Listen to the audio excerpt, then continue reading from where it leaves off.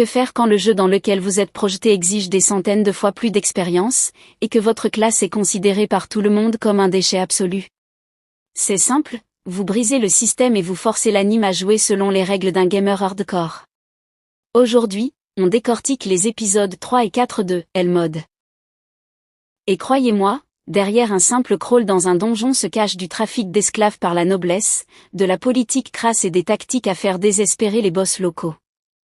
Voyons ensemble comment Allen a transformé le slim le plus faible en une arme absolue.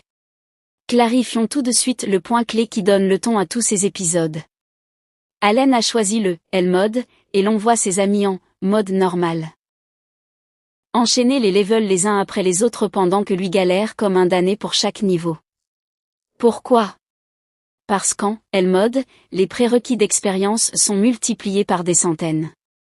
N'importe quel joueur ordinaire à sa place serait resté bloqué au tout début pour toujours.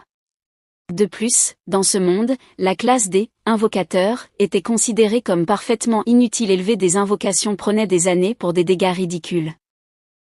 Mais Allen comprend ce que les habitants d'ici ignorent, l'invocateur est une classe de synergie système. Et pour compenser ce grain d'enfer, Allen commence à mettre en place un système de farm automatique auquel personne avant lui n'avait pensé dans ce monde. Dans l'épisode 3, le groupe s'aventure dans un donjon de Randé et tombe sur un piège à sommeil et des monstres mimiques. Cécile pulvérise un mimique avec son attaque psychique en ne consommant que la moitié de sa mana, et il récupère une hallebarde en mithril d'une valeur de 50 pièces d'or. Juste après, qu'il s'endort à cause du gaz soporifique, et Allen se jette délibérément dans le piège. Pourquoi fait-il ça? Ce n'est pas de la bêtise, c'est de l'expérimentation pure. Allen teste les limites système de ses invocations. C'est là que l'épisode nous dévoile une mécanique cruciale. Le gaz soporifique et les poisons n'affectent que les êtres vivants dotés d'un système nerveux biologique, c'est-à-dire les humains et les animaux. Son invocation plante C est un esprit matérialisé. Le gaz n'a aucun effet sur elle. De plus, Allen découvre que la compétence teinture de la plante agit comme un nettoyeur système, elle dissipe instantanément le debuff de sommeil et restaure la mana dans un rayon de 5 mètres. En clair, Allen vient de trouver une source infinie de purification, rendant son équipe presque invincible face à la majorité des pièges stationnaires des donjons. En 2 mois, il boucle tranquillement le rang B et extermine le boss, le grand sanglier. En récompense, ils obtiennent un coffre en argent contenant un gantelet en auricalque d'une valeur de quelques centaines de pièces d'or. Ses amis plaisantent sur le fait qu'il adore l'argent, mais cela cache une vraie tragédie personnelle, qu'il doit rassembler exactement 500 pièces d'or pour racheter les dettes de sa famille et redorer le nom des Carnels. À la fin de l'épisode 3, Allen annonce des chiffres hallucinants. En 1 mois, il a récolté près de 35 000 pierres magiques de rang C et 425 pièces d'or. D'où un simple étudiant de l'académie sort-il autant de ressources? C'est là que se révèle le coup de maître tactique d'Allen. Pendant qu'il étudie sagement en cours, il envoie ses oiseaux et ses bêtes invoquées faire du nettoyage autonome dans les donjons. En réalité, il a créé le tout premier bot de farm automatique de l'histoire de ce monde. Avec cet argent, il s'achète du nouvel équipement, une calèche pour leur déplacement et même des montres spéciales pour ne pas perdre la notion du temps dans les donjons. Par la suite, c'est exactement cette habitude d'accumuler et de farmer des dizaines de milliers de pierres qui permettra à Allen de ravitailler à lui seul des escouades entières en invocations et en ressources pendant la guerre contre les démons.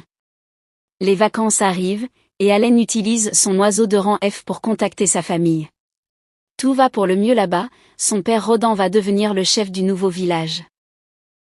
Mais en parallèle se développe le moment le plus dramatique des épisodes 3 et 4, l'histoire de Kill. On lui promet que s'il sert 5 ans sur le front, sa famille récupérera son titre de vicomte. Mais Allen et le vicomte Granvelle comprennent immédiatement que c'est un mensonge. Pourquoi l'émissaire royal voulait-il à tout prix envoyer Kill à la guerre? Analysons la logique de ce monde. La classe de Claire, prêtre soigneur, qui s'est éveillée chez Kill est un don d'une rareté absolue. Sur le front, une guerre atroce fait rage contre les démons, et la magie de soin y est plus précieuse que l'or. Le baron Carnel, le père de Kill, a paniqué face à sa déchéance financière et a renié son fils lorsque celui-ci a perdu son titre, tandis que l'émissaire royal a décidé d'exploiter le gamin comme une simple ressource consommable. Dans l'épisode 4 apparaît Rial Hamilton, le fils du comte Hamilton, suzerain des familles Granvelle et Carnel. Il apporte un contrat officiel signé de la main du roi lui-même. Mais dans le même temps, le prince héritier Hinvel entre en scène et tente de faire pression sur les Granvelle. Pourquoi le pouvoir avait-il tant besoin de qu'il? La haute noblesse considère les soigneurs issus du peuple comme de véritables kits de soins sur pattes. On les retient de force sur le front même après la fin de leur contrat officiel, en les essorant jusqu'à la mort pour éviter d'envoyer les enfants de la noblesse au casse-pipe. Quand Allen s'interpose en personne dans la discussion avec le prince et balance « Je suis le chef d'équipe, c'est moi qui décide », il risque littéralement tout pour son ami. Finalement, grâce à l'intervention d'Allen, le vicomte Granvelle et le comte Hamilton aident à formaliser un contrat officiel directement avec le roi, arrachant qu'il aux griffes des intrigues aristocratiques. De retour de vacances, nos héros s'attaquent déjà au donjon de rang A. D'après les statistiques de l'Académie, 3 élèves de leur promotion ont déjà été expulsés pour n'avoir pas respecté le temps limite. Les donjons de rang A sont gigantesques, truffés de pièges de téléportation, et les mobs comme les cyclopes ou les ogres sont de véritables machines à tuer. À un moment donné, Dogora et Cécile se retrouvent téléportés à l'autre bout de la map, juste devant un ogre mage. Allen doit organiser en urgence une opération de sauvetage extrême en combinant ses oiseaux et sa compétence sprint. C'est là qu'on voit la progression de tout le groupe. Cécile économise sa mana tandis que Dogora apprend à encaisser les coups. En ville, le directeur de l'académie, un elfe de 43 ans, est tellement impressionné par les exploits de l'équipe qu'il envoie l'épéiste Kurena participer à un tournoi d'arts martiaux.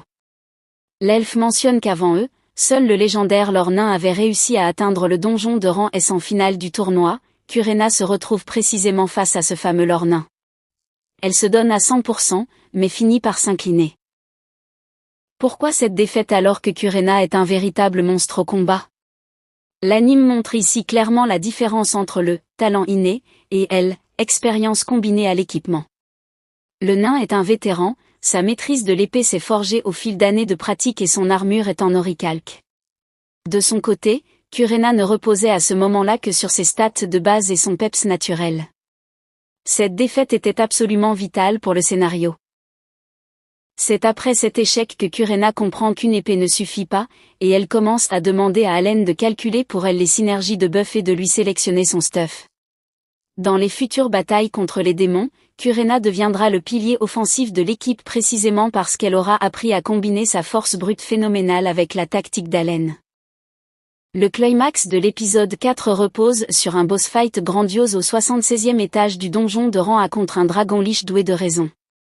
Avant le combat, Allen refigure sa composition de cartes en passant sur des invocations aquatiques de catégorie poisson, slim, nageoire, filet, afin d'exploiter les buffs de vitesse et la réduction de défense. Le boss caste son attaque ultime, souffle de la mort, un one-shot inesquivable à base de flammes noires. Comment Allen s'y prend-il pour vaincre un monstre de rang A surpuissant qui surclasse totalement son groupe?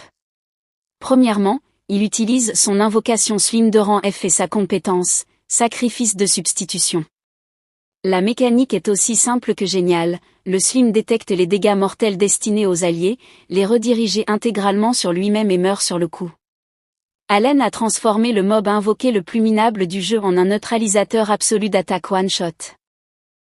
Deuxièmement, pendant que le dragon perd de précieuses secondes à recharger son souffle, Kurena active son extra skill, Limi Break. Une aura rouge sans l'enveloppe, à ce moment précis, son corps fait sauter tous ses limiteurs, lui octroyant un multiplicateur colossal sur toutes ses stats de combat ainsi qu'une régénération passive. Forte de cette puissance monstrueuse, elle transperce le bouclier magique du dragon liche et pulvérise son noyau d'un seul coup dévastateur. En récompense, ils obtiennent un coffre en bois contenant les haches de camouflage pour Dogora, ainsi qu'un passeport pour les donjons de rang S. Cette victoire contre le dragon liche clôture officiellement la phase des donjons de rang A. Et c'est justement dans les donjons de rang S qu'Allen et sa bande feront face pour la première fois non plus à de simples monstres, mais aux véritables généraux de l'armée des démons. Au final, Allen a prouvé une chose, en L-mode. Ce ne sont pas ceux qui possèdent la plus grosse épée qui survivent, mais ceux qui savent calculer les mécaniques du jeu. Dites-moi en commentaire ce que vous avez pensé du coup de maître d'Allen avec le slim et le sacrifice de substitution. Vous auriez pensé à baiser le boss de cette façon? Lâchez votre meilleur pouce bleu, abonnez-vous à la chaîne, parce que le plus lourd reste à venir avec les donjons de rang S et l'affrontement direct contre les généraux démons. À la prochaine pour la suite de l'analyse.